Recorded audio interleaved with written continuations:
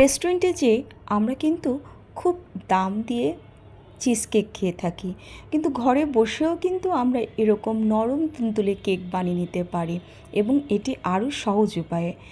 ঘরের তৈরি যে কোনো খাবারই তো খেতে অনেক ভালো লাগে। সেই কারণে আজকে আপনাদের জন্য আমি নিয়ে এসেছি নরম তুলতুলে চিজ কেকের মতোই খুব সুস্বাদু একটি কেক। তো হ্যালো এভরিওয়ান, আমি শুক্লা আজকে এসে গিয়েছি খুব সহজ একটি রেসিপি নিয়ে। তো চলুন দেখে নেওয়া যাক আজকে আমি আপনাদের জন্য কী তৈরি করে দেখাচ্ছি। তো আজকে আমাদের চিজ কেকের মতো নরম তুলতুলে কেকটি তৈরি করতে কী কী উপকরণ লাগছে প্রথমে এক ঝলক দেখে নিচ্ছি। আমি এখানে নিয়েছি 200 গ্রাম ময়দা, একটু চেলে রেখেছি কারণ ময়দা যতবার চালা যাবে কেক কিন্তু তত সফট এবং ফ্লাফি হবে। নিয়েছি এখানে 2টো ডিম, যদি ফ্রিজে থাকে অবশ্যই 30 মিনিটস আগে বের করে নিতে হবে, নর্মাল টেম্পারেচারে এনে দেন আমরা কেকের কাজে ইউজ করব। এখানে ছোটোখাটো কিন্তু অনেক টিপস আমি শেয়ার করব, জাস্ট স্কিপ না করে পুরো ভিডিওটি দেখার চেষ্টা করবেন।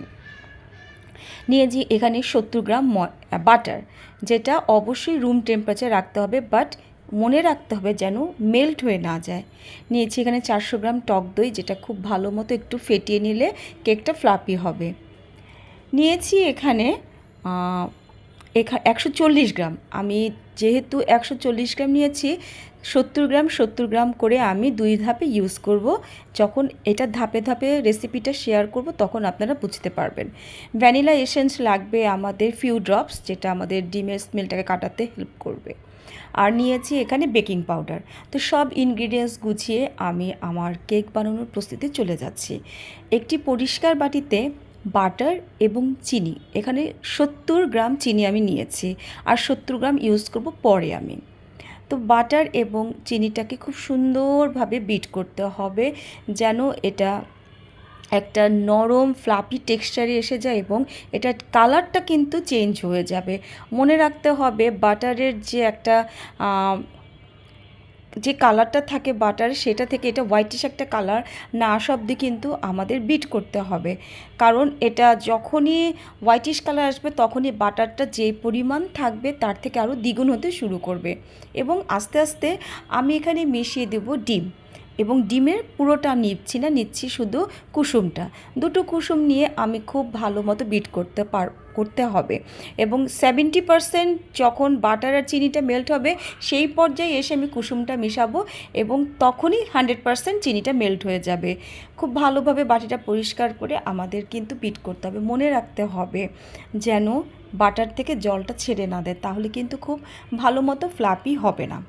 তো বাটার, চিনি এবং ডিমের কুসুমটাকে ভালো মতো আমাদের মিক্স করে নিতে হবে।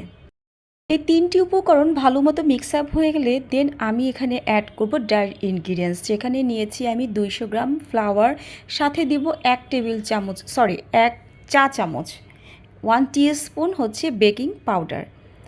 এই সবগুলো উপকরণ খুব ভালো মতো চেলে নিয়ে এবার আমাকে উইক্সটা বাদ দিয়ে হাতের সাহায্যে মিশাতে হবে, কারণ এটা একটা নরম ডো আমাদের তৈরি করতে হবে, যেটাতে আমরা রুটি বানানোর ডোর মতো হবে।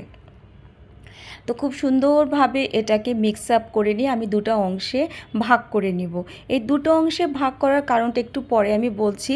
তবে বাটারের সাথে যখন ফ্লাওয়ার মিক্স আপ করবো মনে রাখতে হবে এটা শক্ত হাতে হ্যান্ডেল করা যাবে না, খুব সফটলি এটাকে মাখতে হবে, নাহলে কিন্তু মানে ছেড়ে দিলে কিন্তু আমাদের ডোটা শক্ত হবে না। সেই কারণে খুব সুন্দর নরম হাতে আমাদের ডোটা মিক্স আপ করে 2টো ভাগ করতে হবে। এবং 2টো ভাগে আমি কি করব, 2টো ভাগ আমি খুব প্লাস্টিক র্যাপ দিয়ে, ক্লিন র্যাপ দিয়ে আমি 2টো ভাগকে, একটা রাখবো নর্মাল ফ্রিজে আর আরেকটা রাখবো আমি ডিপ ফ্রিজে। ডিপ ফ্রিজে কেন রাখছি সেটা আমি একটু পরে বলছি। আর নর্মাল ফ্রিজে কেন রাখবো সেটা হচ্ছে যখন আমি কেকের ফার্স্ট লেয়ারটা দিব সেটাতে যেন খুব সুন্দরভাবে স্প্রেড করা যায়, সেই জন্য 30 মিনিটসের জন্য আমি এই দুইটাকে নর্মাল এবং ডিপ ফ্রিজে রেখে দিব। এই ফাঁকে অন্য একটি বাটিতে আমরা ডিমের সাদা অংশ এবং আরও 70 গ্রাম যে চিনিটা ছিল সেটা দিয়ে আমরা খুব ভালো মতো বিট করে নিব, এবং একটু ফোমি, স্টিফ না, জাস্ট একটু নর্মাল ফোম হয়ে গেলেই, বেশি ফোম করলে কিন্তু কেকটা ফ্লাফি হবে বাট যখন আমরা বেক করব তারপরে কিন্তু ডেবে যেতে পারে, সেই কারণে স্টিপ পিক হলেই এটা আমরা কি করব, আমরা টক দইটা যেটা ফেটিয়ে রেখেছিলাম সেটা মিক্স করে দিব। আমাদের অবশ্যই মনে রাখতে হবে ওভার মিক্স যেন না হয়।